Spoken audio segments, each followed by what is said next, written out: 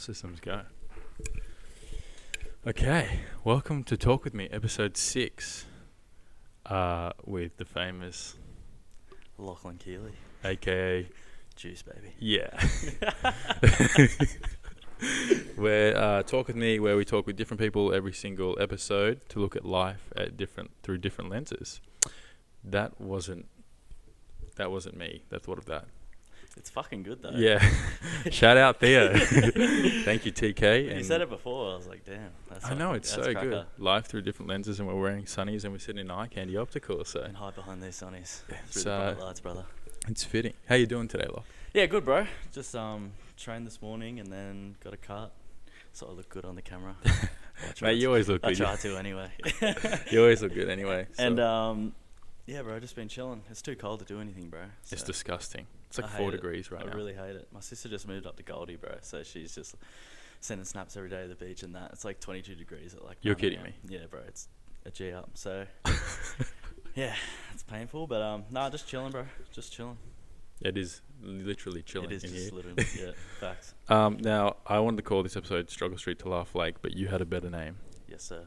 The Power of Persistence. The Power of Persistence. So again, another thing that I've said that's not mine. Yeah. Thanks. I'm coining that one off you. That's all right, mate. So, I guess this episode's a little bit sentimental for probably us two. Yeah, facts. I feel like this is where we bond very well. Big time, bro. Especially after a few years, brother. Yeah, you and me. Bro, where you been? I love you, bro, yeah. Bro, I'm the worst at that, eh? I'm not much better because I feel like everyone thinks I'm weird. So when everyone starts being nice to me, I'm like, oh, dude, I love this.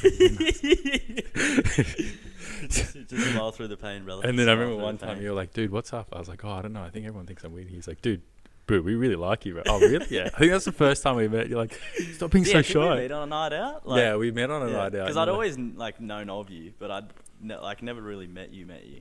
Of course we met on a night out, bro. Because then probably the next 3 times we saw each other, we'd be like, yeah, let's link up. Like you do with every cunt, and you never go. It's like, oh yeah, bro, I'll text you tomorrow. Done. Yeah, how you feeling? Terrible, you? Yes. And that's the whole conversation. It's kind of like the validation that, okay, cool, we both know that, like, we both don't think we're each other weird anymore, so we can say hello without feeling awkward about it. Because you know when you reintroduce yourself to someone, you're like, we've met before? Yeah. Oh, when? Yeah, let's not talk about that now. Facts. So I guess this is talk about a little bit mental health-ish, mental well-being, and I guess like our experiences and what we go through and how we deal with it, and it's a little bit of a vulnerable chat. No, of course, bro. I love getting vulnerable. So yeah, I love getting vulnerable, bro. It's cool. And to be honest, I'm nervous. I don't know why. Yeah. A bit nervous. So that's right, brother. I'm with you. Thank you. You can hold my hand. So I guess the common ground that we met on was the fact that we both kind of, well, I'll speak for us, you can correct me if I'm wrong, kind of suffer from anxiety. Yeah, 100%. And I remember I started like the first walk with me, January 2021. You were there. You're like, brother, don't worry about it. I'll be there Wednesday night, 7:30. You were there. And I was like, oh, damn. Yeah, bro, of course. Like, this guy's all about it. It's a good initiative, bro. Like, I love it, man. It's, again, it's like a hard thing to, get off the ground. And like you see, your big walks now, like you're getting like 30, 40 people there, bro. So like it's just growing and growing. So that must feel mad, eh? And kudos to your sister, bro. She shares a lot of the stuff, so I appreciate it. Yeah. But I think like the last mixed walk we had like 102 people. Really? Yeah. 30, 40, bro. I'm tripping. That's crazy, man. Ever since like we've made it mixed, it's just people have been more accepting coming. Like if a girl goes to the girls' walks and then all of a sudden they go, oh, my boyfriend's too nervous to come to the guys' walk. Fair enough. Yeah. I'm the same every week, even though I know everyone there.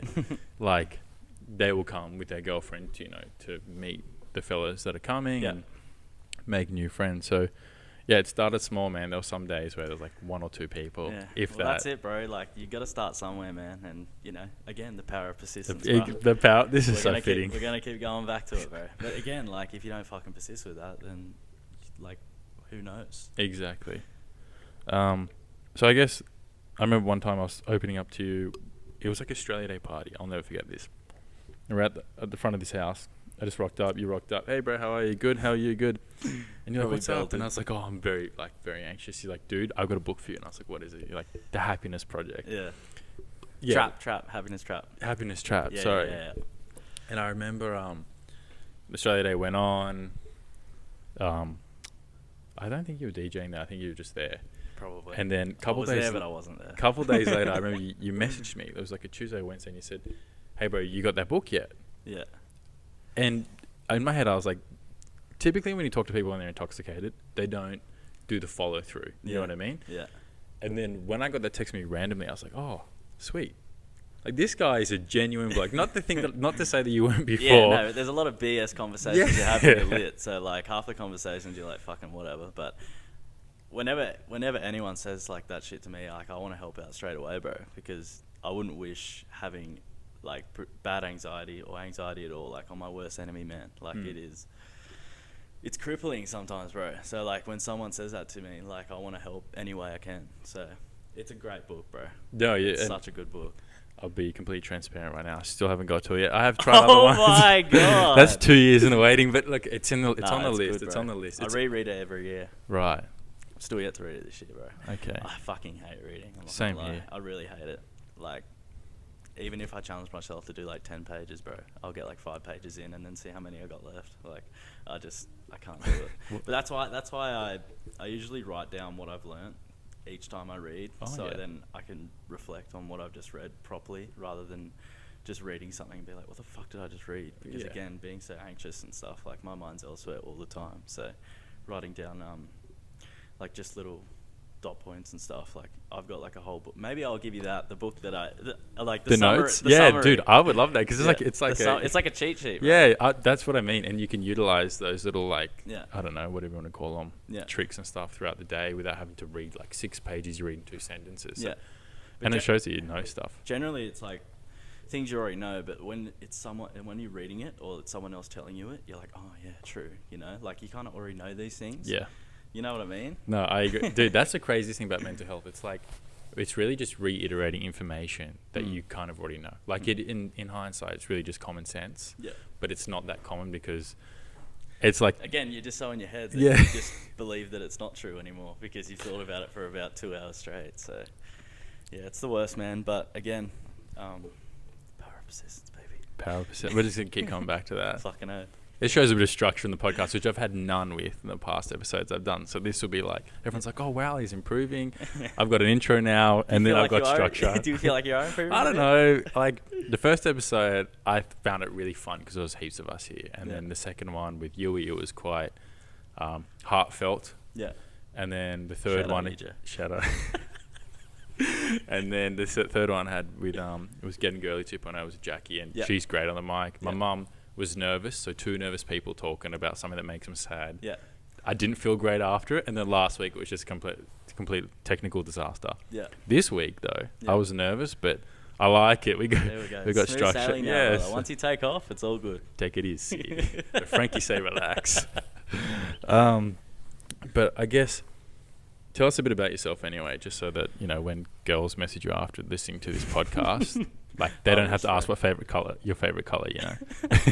A bit about myself, like what I like, my hobbies and what are your hobbies? I love DJing, bro. As a lot of people know, I've been making music for like the past 2 years. I haven't really put anything out yet because, again, being an anxious person, I also have like such high doubt that anything that I make is good. And I'm in my own head so much that I'm like, fuck this, bro. Like, I'll have days where I'm just like, no point, give up.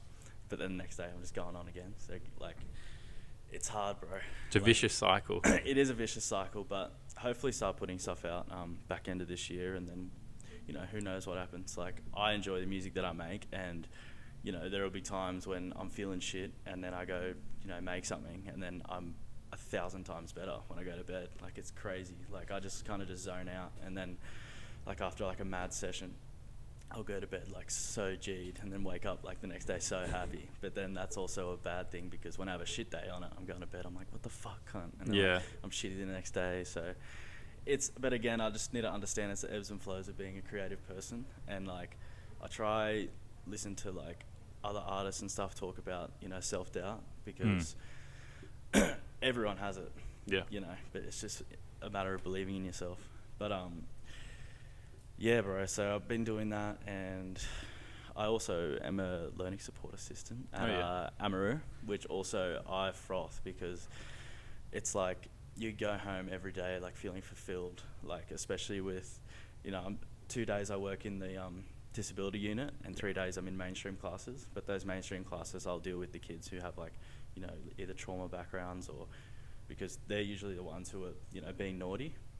So talking to them and trying to build relationships with them and then seeing them do well is like the most rewarding thing ever, bro. Like, especially if, you know, at the start of the year they were having certain behaviors that they were doing, and then, you know, you've kind of worked with other people to work on that with that student, and you're starting to see small steps like forward. It is the best job ever, bro. Honestly, I love it, man. Like, it's so good. I've never ever got up for work and been like, fuck me, bro, I gotta go to work. Like, I love it, bro. It's the best. So pretty much, you're good looking, you're ambitious, you're smart, and you're extremely wholesome. Okay. Well, that's a bit of a threat there, but it's all right. I'll take it, bud. Yeah. I'll take it. All right, well, I'm going to just stay in my corner, bro. Watch you blossom.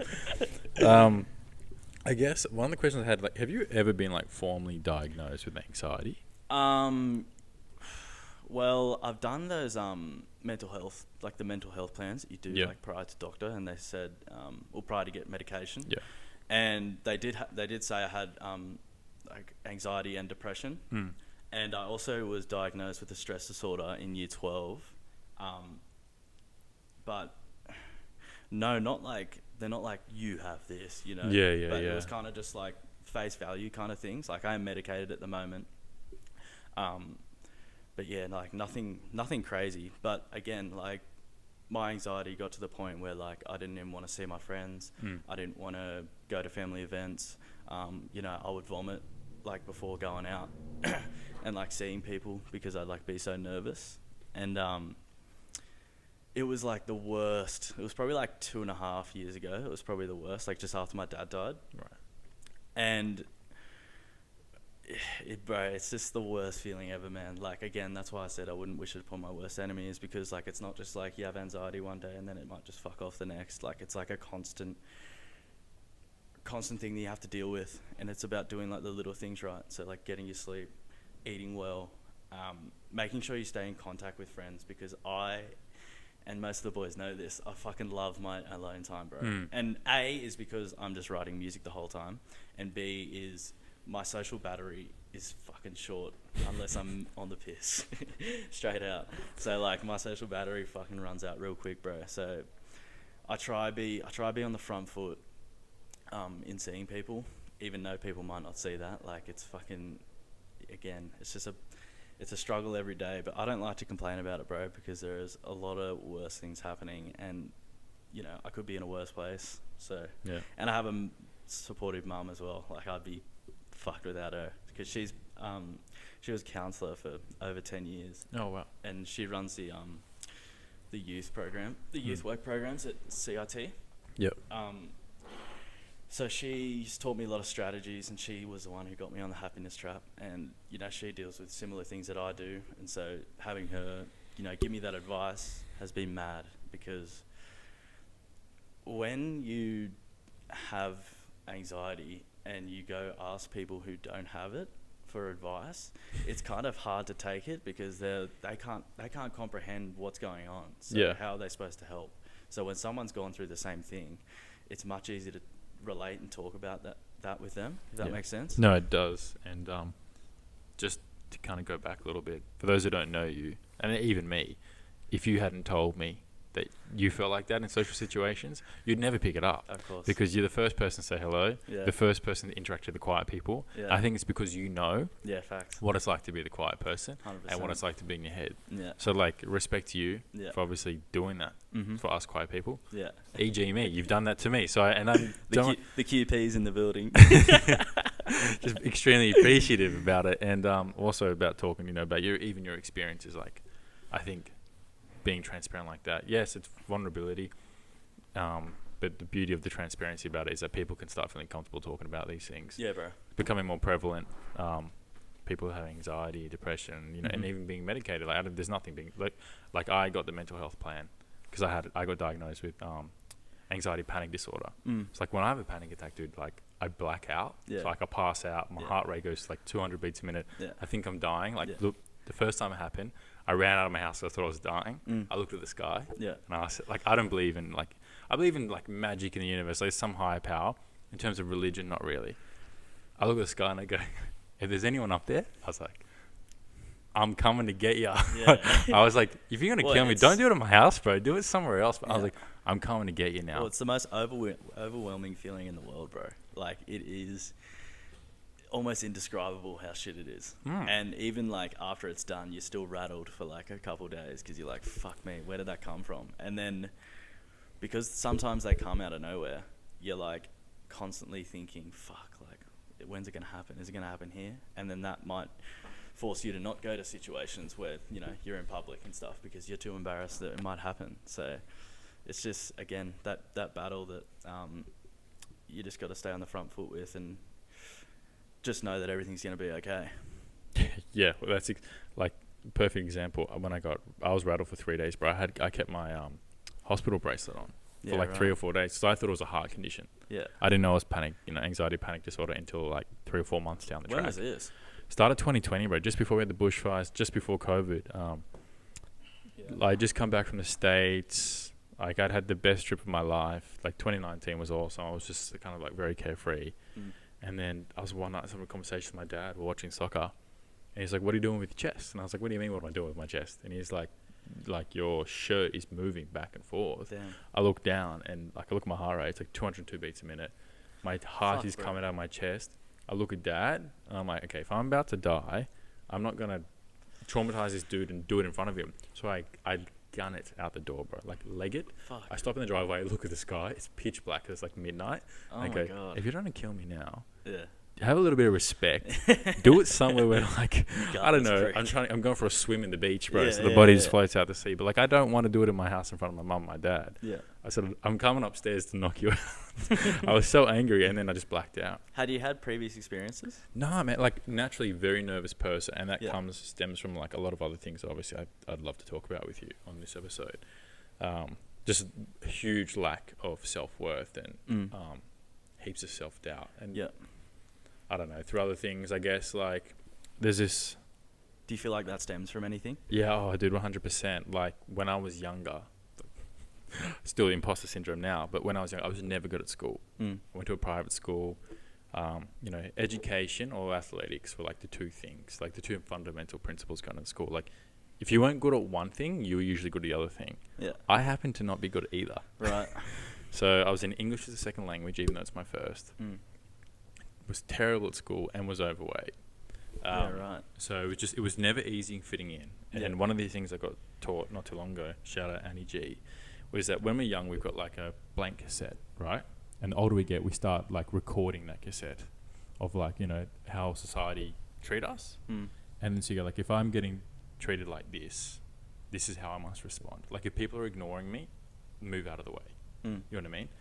So like, my whole development of like not being bright enough, not being, you know, athletic enough or good looking or like accepted by people, I just assumed that should carry out in my adult years, because you don't know any better as a teen or like as a young kid.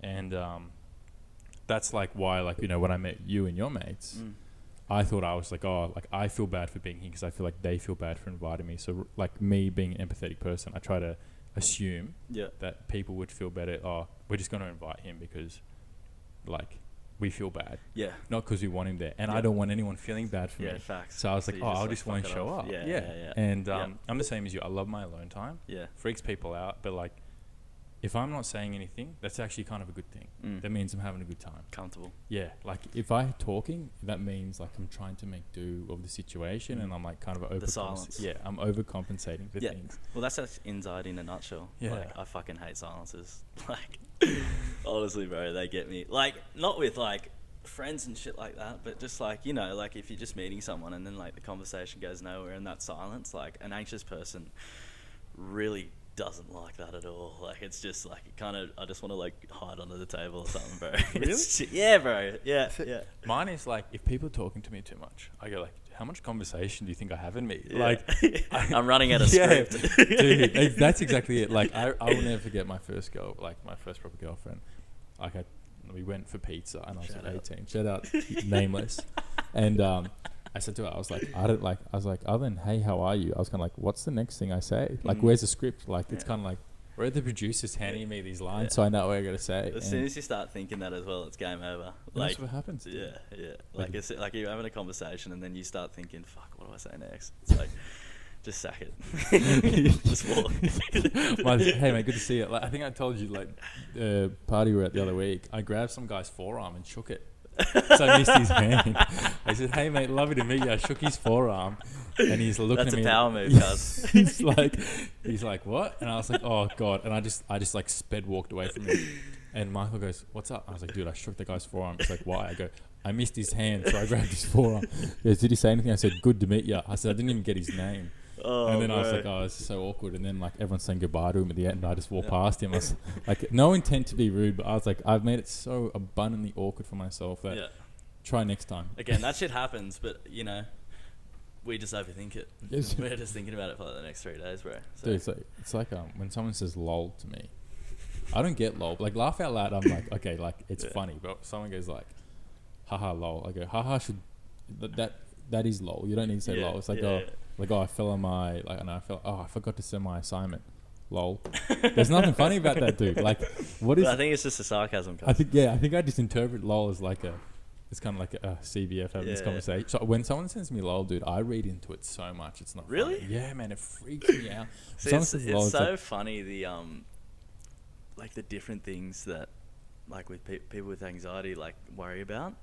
Like every person kind of has their little thing, and lol's your thing. I see. Lol is the dude. Lol and like bud and mate and champ. Like no one likes those things, but when someone, I feel like they're just trying to like put me down, and I don't. Like, champ's fucked. Honestly, if some cunt calls me champ, bro, I'm not gonna do anything because I'm 4'3", but I'm just gonna shake my head and bounce. I'm like, if you don't like me, just say I don't like you, Zach. I'm cool with that. But if you like try and make me read the situation, I'm gonna read it 10 or 15 times. Yeah, bro. And I'm gonna create such a bad like image of myself to myself. I don't need that head noise. Just tell me you don't like me. It's cool. Like I can cop that. So I'm terrible with social interactions, and like I guess kind of leads on to the next thing, which is relationships with other people. And one of the things I wanted to know is like, has anxiety affected, with friends or potential girlfriends or I'd like, do you know what I mean? No, I do. Talking to people. I'm just thinking. Has it affected my relationships with people? I suppose in a way, because again, I like my alone time. So like when people ask me to do things and I don't, like I just say no, because I just am partially lazy, but B, I'm just not up for it right now because it's very draining sometimes.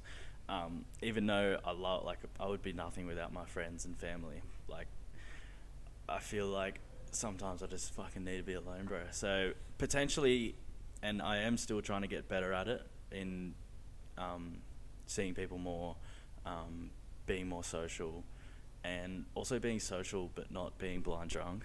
Because I find like it's easy to just go out, get pissed, and you're confident, you're sweet, and I know a lot of people see me in the city, bro, and I've been in some states, man. But yeah, just being more social, and yeah, that's really it, bro. I don't really think it's affected like my relationships with people, like with like girls or anything. Like I've had like one long-term girlfriend, and it was more we broke up a couple times. It's like one of those relationships, but I reckon. Probably had an effect because I wasn't really in check with my emotions a lot. So I would just take shit out on her for no reason, and not until I started realizing how bad my mental health was that our relationship kind of improved. But again, with like my mental health, bro, like it's just a constant need to get better every single day. So it's not just like, all right, I'm going to work on it today and then tomorrow fuck it. It's like every single day you got to be consistent with doing the little things right, as I said earlier. So yeah, that's probably how I was like I understand the question, but it's kind of hard to answer. No, I know what you as mean. well, because you got to be quite I'm not very self-aware sometimes. So I don't really notice. Right. But I like, if I was to ask, Hayden or Yusuf or something, like maybe they do say, well, they actually have said before, like, just little comments like, oh yeah, you know, Lachie, just like stay home, this, that, which is completely true. And I need to make a better effort. But yeah, it's just draining sometimes, bro. Yeah, it's like my thing is obviously like telling you before, like feeling the burden, like feeling like I'm a burden to people. Because I don't know about how you work, but like I have this system in my head, right, where I kind of place where I sit, like on like, you know, like it's like, oh, like, you know, there's 20 people in a room and I'm the 21st person. You're like, let's say you went to school with the first 20 people and your mates. Like if you had to close the door on the 21st person, you'd leave me outside. Do you know what I mean? Right. And it's like that fear, because my mentality is if you're nice to everyone, you'd assume that everyone's nice to you. Now, that's not how it works and that's not how you should be. But like, I was always brought up to, you know, be generous, Of course. be conscientious of everyone else. Yeah. And like kind of eat last. Make sure everyone else is eating, then you start eating, kind of thing. And There's the empathy in you as well, bro. yeah, and it's a little like it gets too much because you start thinking you think you know how everyone else feels. Because like I go like, oh damn, like everyone's looking at me like they must think I'm a weirdo. Yeah. Or like, why is he wearing those shoes? Like this morning in Coffee with Hayden, we're in a busy cafe. I've been rocked by this coffee, and I was like, dude, we got to jet it. And like walking down the street, I have my hands in my pockets, and I just feel like eyes everywhere. And I was like, dude, what, do I have something on my face? Yeah. And he's like, no, you're fine, dude. What's up? I was like, dude, like I'm itching. Yeah. Like this is just beyond uncomfortable. Like it's cold outside and I'm like 200 degrees. Like what's going on? And like that stems from like, even, you know, I guess with the girls thing is that I'm, regardless of what people think, not very confident with them at all. You know what I mean? I kind of I brush it off. Like it's come to the point where I just rather not talk to anyone than talk to someone, because if you're not talking to anyone, nothing can go wrong. Exactly right, and it's bro. that element of I'm a lot like that. Needing to have like control of how you feel. And like some of the things I said this year was that like I've just kind of got to take my floaties off and jump in the pool. Yeah, facts. That's my analogy. Like whether it be work, whether it be relationships, it's just one of those things. You take the floaty off, jump in the pool. Power of persistence, bro.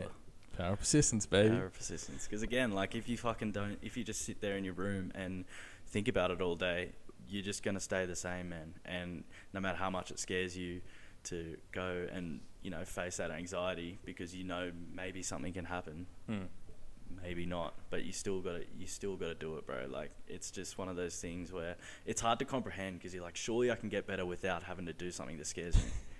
Like, why can't I just fucking be okay? So yeah, bro, it's shit. Yeah, it's weird. Like even when I go out with you, sometimes I'm like, oh yeah, I'm like, dude, this guy is so bloody confident, and he's like, I said, I wish I thought like him, because you'd walk around the room and you're like, hey, how's it going? Good. Dude, even if I shake someone's hand that I know, and I hadn't seen him for a bit, and I go, oh, dude, he thinks I'm weird. Oh, I thought I was blunt. He thought I was blunt with him. Yeah. Like that's the head noise I get. Like I go into a gym. I got told by one of the people that work at my gym. She says to me, she goes, everyone thinks that you think you're hot shit. And I was like, pardon? She's like, oh, everyone thinks you think you're so cool. And I was like, are you serious? Yeah, right. I walk past reception, dude, with my backpack, and my back is wet from the sweat, because I feel like I'm doing a catwalk, bro. From the like meter and a half desk. Yeah. Because I think they're thinking he's a weirdo. Yeah.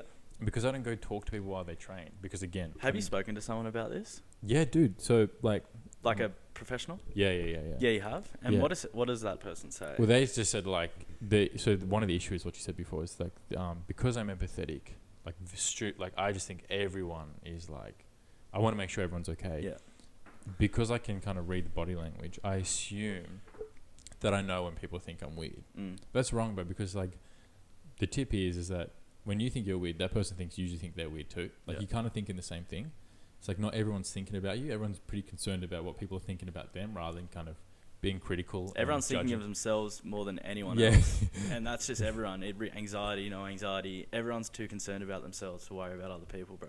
So and like, it's hard to realize that, especially being someone that is worried about what people think of them. But you just got to reiterate that to yourself, bro. Because do you journal? Dude, so I did. I stopped, but I've like journaling's with this new plan. I've been like, you know, I write down like, for example, I had a ticket to spill milk. This is something I haven't really told. This is actually in the journal, like 28th of November last year. Yeah. And I didn't go because I felt like I wasn't comfortable with like financially I was fine, but like I wrote that down as like, I used it as an excuse. A lot of my friends, it was just a waste of money. I didn't want to drink and stuff. Yeah. I was drinking like in that period. We had a Christmas party every week. Yeah. but it's because I felt like people didn't want to look at me. Right. Like I was like, oh, like no one's gonna be like, oh, Zach's here. So, it's really annoying that that's happened. I didn't even know you had a ticket, bro. Should have come under me wing, mate. No, I had one and I sold it because and I wrote in my journal and I was like, not happy with the way I look. Never let this happen again. Like I remember I sat outside and I wrote this down in my journal. Yeah. I was listening to an audiobook. Do you listen to audiobooks? Not really, bro. I should, but I'm more into podcasts. Yeah. Yeah. And I was listening to Elle Nightingale and talks about like is one of these, you know, I hate using the word like self-help speakers and stuff like that, but it's it kind of makes you think outside the box. And one of the things he said was, and I guess we were pretty similar like this, is that like going alone you'll get somewhere fast, but to go far you need to go with other people. And to kind of be successful and happy, like it's like being like you're like being an island, right? If you're an island, you can only do so much. Whereas like if you have heaps of small islands together, you can make, you know, this big thing and everyone can be together in unity and you can grow more. Facts. And this whole lone wolf mentality is something that I did for a bit. And I found it so crippling to the anxiety because you were on this defense the whole time. Like everything was coming to get you. You know what I mean? Like, oh, you know, you see someone, you're like, oh, he's got a lot going for him. Like, oh, damn, like I feel shit about myself. Rather than being happy for that person, you start doing, comparing yourself to people. And that's the biggest thief of joy. Yeah. Is comparing of like what's going on. Social media, bro. And as well. Being anxious. Yeah. You think that everyone else is having a good time except you. So you're constantly, rather than being like, why am I feeling like this? You're like, oh, this is wrong with me. You can't be in the moment. Yeah, I don't interact with people because people think I'm weird. How do I change that? I don't know. I got to be like this person. So you don't become your authentic self. You try and mirror something else. And I did that a couple of years ago, and it was just so draining, dude. Yeah, bro. That's awful. It is. I don't know, bro. It's just, again, like, it's just, you got to be so persistent with it, man. That's why, again, like, if anyone is going to tell me anything about they're struggling with, I just make sure you just get on the front foot as soon as you can, because the more you let it fester, the worse it gets, you know? So getting on that front foot is so important, bro. So I guess one of my big questions to you is, do you think mental health is spoken about enough, or like what's Again, this is a tricky one, because as I said before, when you are talking, so say you're venting to someone who doesn't have anxiety or has never experienced it, it's so hard for them to comprehend what you are actually feeling and how bad it is for them to be like, oh, okay, so what you do here is, they're just like, oh man, that sucks, and you can't get mad at them, because how can you explain something that you haven't experienced? Yeah. So reaching out to others that you may think or you have heard of that kind of experienced anxiety themselves is, I feel, much more beneficial than just kind of venting to someone, because that advice that they give can be comforting to you, because you're like, oh, if they did it, I can do it. Yeah. You know, I feel like in general, anxiety is talked about a lot, or mental health is talked about a lot, but it's always going to be a tough conversation. So it's never like, no matter how much it's talked about, no matter how much it's advertised, it's always going to be you got to swallow your pride, and you're going to be like, fuck, like I actually got to do something about this. And that is like being like a man is hard to comprehend, because you're like, I'm supposed to be this strong person to look after everyone. Like, why the fuck do I feel like this? Like, I need to be the rock. And when you're not the rock, you're like, fuck, dude, what the fuck am I going to do? You know? Yeah. So I feel, yes, it's talked about, but it's always going to be a tough talk. So you just got to swallow your pride and do it, man, because again, it can consume you for the worst, bro. Yeah. I kind of agree with you. I feel like it is spoke about enough. I think it's more so that the actions to kind of assist everybody is, like, I think they're good, don't get me wrong, but like you said, I feel like a lot of people running these things or assisting with these programs haven't had anxiety. So they give you a sheet of paper and they go, hey, this is how you get better. There's no script for it. No.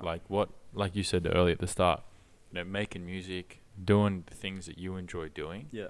Are the things that make you feel better. So important, bro. Like, yeah, talking about it, but like you said, you confide within other people that have had anxiety, or you're really good friends. Yeah.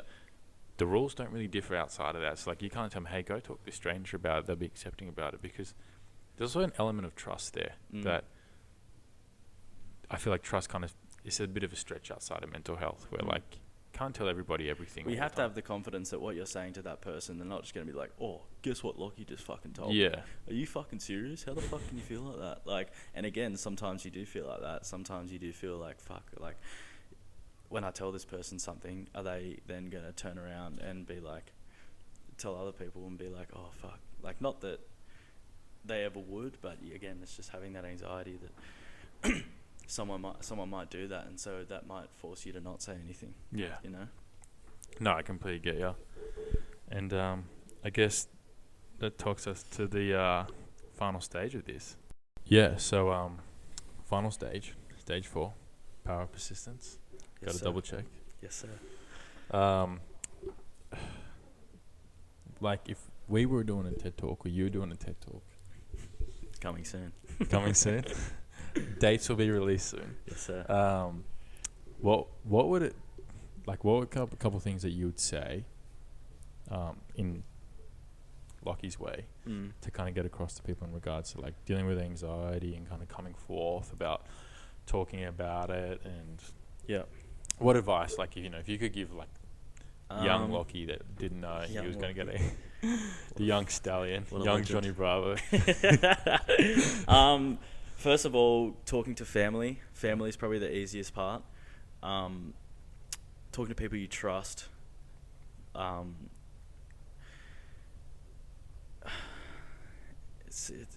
There's different ways to go about it, but the way I went about it was, of course, I went to my mum.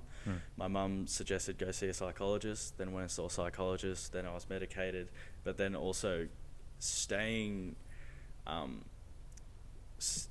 with your psychologist as well, because I've done like a few with someone and then I'll just not talk to him for like 6 months and then it'll get bad again and then I'll go back. So it's kind of staying persistent with seeing your psychologist, because sometimes you've run out of things to talk about, but the things that you have talked about have cleared your subconscious.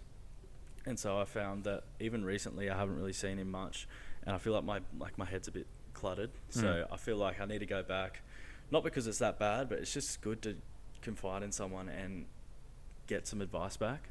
So 1, going to people you trust. 2, doing the small things right. So journaling, writing down what you're grateful for, having a good diet, making sure you exercise at least once a day, and reading books about it, like that Happiness Trap. So just that's also a strategy-based book that talks about each kind of stage that you can go through and thinking about just being in the moment. And because it's easier for someone to say, yeah, just be in the moment, but this book kind of talks you through like how to do that.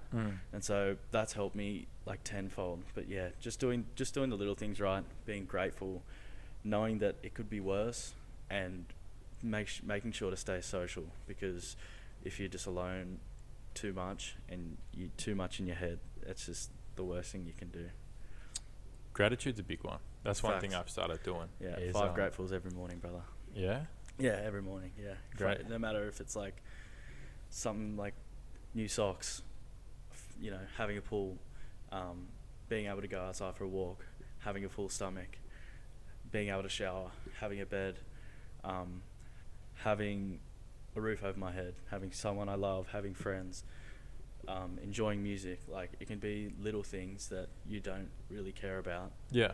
That you don't think you care about, but when you're writing them down, you're like, fuck, like, what would I do without that, you know? So being grateful is very high on my list, bro. Very, very high on my list. It's that's a big thing. Especially I watched a documentary on Disney Plus. It's Wrexham United, Ryan Reynolds and Rob McInerney. Yeah, I've heard of it. Yeah. They bought that football club, and it kind of documents the whole process of like from them trying to purchase a club. So they had to do an interview with the trustees of the club, because it's owned by the fans. And they interviewed this signing, and this signing, he was 2 leagues above. He took a pay cut to move to Wrexham because he wanted to be close to his family, and everyone called him money hungry. And he goes, the one thing no one understands is that I took so much time away from my family. I've just got a newborn. Like, these memories, these are going to be memories. Like the events that we have now, the things I'm doing today is going to be a memory pretty soon. And I want to be grateful for like being in the moment. And one thing I've noticed, like even sitting on the couch, like with my dogs or with my fam, is like you take it for granted because it's so easy. Taking a second in that moment. Right? Yeah, and you're like, oh, I do this every night. But like, there are some people that don't do this every night. There's some people that don't have the relationship with some people. There are people that have never had a dog that want a dog. And I've been starting to do the whole gratitude thing. Like, you know, I understand like you may not see tomorrow. I get that. Yeah. I'm more about like just like I'm looking for, you know, like you never know what's around the corner. Yeah. So be grateful for what's going on. Like I was reminiscing with someone about uni. I was like, oh yeah, I think it was last week on the podcast, and I was, you know, reminiscing about uni, and I just said, oh yeah, those were the days. And to me, it feels like a year ago that I was hanging out with my mates, and like I was doing last minute assignments, and I felt so free. And now, like you kind of feel a bit like trapped by your thoughts of like realizing that the good days aren't over, because you can always have good days, right? And of course, you always create great memories, but it's kind of like realizing that they're not going to be here forever. So like this podcast now, I get nervous, and like prior to this morning, I was like, oh, I'm so nervous, I can't wait till it's done. Yeah. But then you're glad do it. I'm sitting with you now, and I'm like, dude, I wish we had 6 hours to talk, because this is stuff that I love talking about, and I know that you do, and I'm getting insight from someone that, in all honesty, has probably done more about their mental health than I have, especially like because you have procedures in place.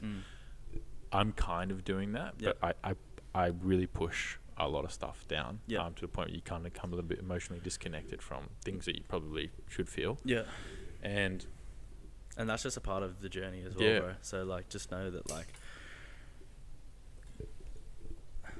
how do I explain this? Just know that like you're on the right path. Like if you're self-aware that you may be pushing those emotions down, then that's only a good thing that you're noticing that, because maybe previously you didn't notice that. That's like with the gratefuls. Like the more I started doing my gratefuls, the more I would catch myself being like on a walk, being like, fuck, this is so good, bro. Like I love walking. Like it may sound stupid. No, bro. But like, just like I catch myself in moments more when I wouldn't usually. And that's just from writing things down every morning, bro. So just doing the little things again. So important, man. So important. That's what I mean. That's why Walk With Me started, because during COVID, I felt the positive effects of walking my dog and listening to music, and realizing that, like, it sounds really weird, but my favorite places to walk are like in suburban areas I want to live. Yeah. And I look at houses. Yeah. I'm like, oh, I want to do this to my house. Yeah. And I want this manifestation. It's like I just walk through them and I go like, oh, cool, can't wait to do this with my family. Yeah. But I'm not even talking to a girl, and I'm like, I'm gonna have, you know, this many kids. I'm gonna have this many dogs. This is a car. I'm gonna drive. This is my job. Well, that's what I do as well, bro. On my walks, like I'll be listening to tunes and shit, and I'll just think like, imagine playing this somewhere. Like that's like I literally just zone out for like 5K and just like completely daydream the whole time about, you know, living somewhere else and doing this for a living. Like it's just the best feeling. And then you go home G'd, you know. So yeah, you do. You actually G'd. go home G'd, and then you kind of sit there like, oh yeah, I'm on the road now to like the dream. After that double shot morning coffee, you're like, fucking let's get it on. So I was running out of the cafe because I was so nervous.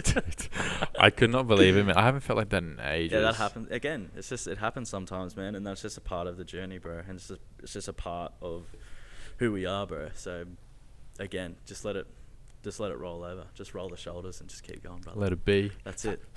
Yeah, that's it. I heard you're doing a bit of boxing these days. Dude, let's not get started. I started on Monday. Mad. How is it? It's good, dude. Something I've always wanted to do it, and everyone's encouraged me to do it. But again, I don't want people to think I'm uncoordinated. I want people like, oh, like, why is Zach doing this? Like, I literally would not do things, and I will not do things until I change my habits, because I'm more worried about what people might think, or people like looking at me. And then Tom, everyone's got to start somewhere. Yeah. My brother Tom, yeah, you're my brother. It's like my adopted brother. I remember we had dinner the other week, and then he dropped me home. He's like, "Come boxing, dude. Like all the boys come boxing. Like I don't know why you're not going." And I told him, I was never comfortable telling. I said, "Look, I'm gonna tell you. Look, I'm not comfortable being there. I think everyone's gonna think I'm a weirdo. I'm uncoordinated. Yeah. Like, I want to lose some weight first. I want to get fit. Like, Yeah. and I have this. I need to make sure everything's perfect before I do things. Yeah. And nothing's ever going to be perfect, right? Yeah. And he goes, dude, I'm going to be completely honest with you. If you're doing it for a fitness aspect, you need to do it now. Yeah. Like, if you want, because you're going to get lean from doing it. You're going to get. He goes, your mates are there. He goes, not many. Like, it's not going to be not many opportunities in your life. And this is what he says, and he's never really like this. He goes, not many opportunities in your life where your mates are all going to be at the same place, exercising together, and they're not going to care what you think. Yeah. And he said to me, he goes, look, I'll come with you every day. And this guy's a fighter, yeah? Yeah. He's got a professional fighting record, and he's like, I'll come with you to the beginners classes. Yeah. And there he is teaching me the beginners classes. So it's been good, man.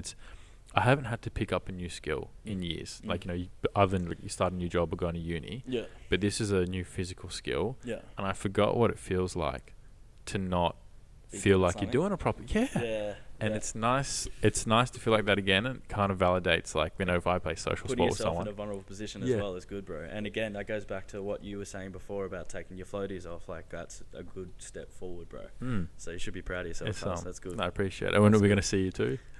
It's in the works. If I can do it, bro, you can do it simple. I reckon. No, it's just because I'm lazy, bro. Or not even lazy. Like, it's just late, bro. And as soon as I get home from work, I just want to work on tunes, bro. So that just kind of consumes my life. But I'm also being lazy at the same time. Pick where you put the energy, kind of thing. Yeah, exactly right. And if I start boxing, I'll be a dangerous man. So I might dangerous as it is, huh?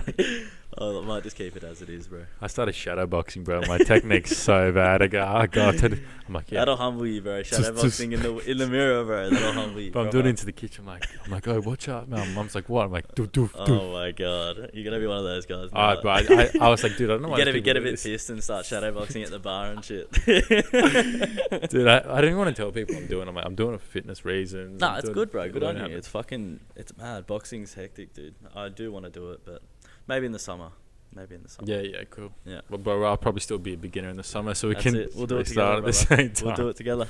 But bro, that is everything. I reckon we do like a second episode in a couple of months. 100%, bro. See where the Little music's at. Yeah.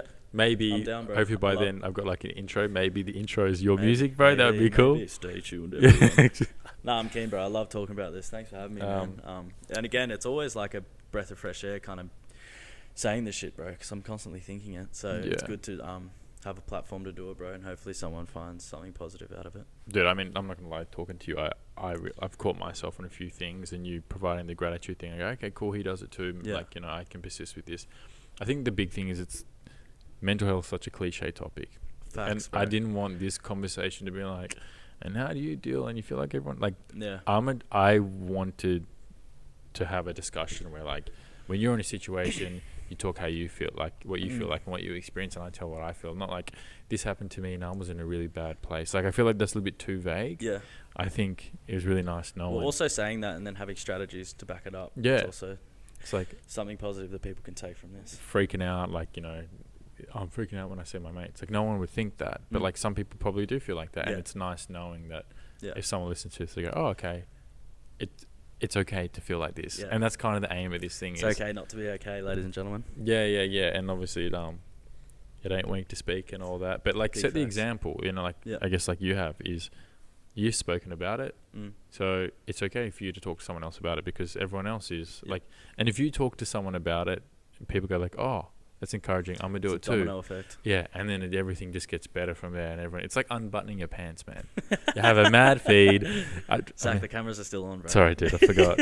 But dude, like all jokes aside, dude, like I've just put on so much weight, man, that I can't. Like my pants have been ripping and stuff. It's been terrible. But it's a satisfaction when you have a big meal and you sit on the couch, put TV, and you go, "Oh, okay, take off, unloosen the jeans a bit." It's kind of like having a conversation. Wait, what? Like, yeah, this massive meal, and then you get over it. And Oh man. yeah, Nah, so I feel you, bro. I feel you.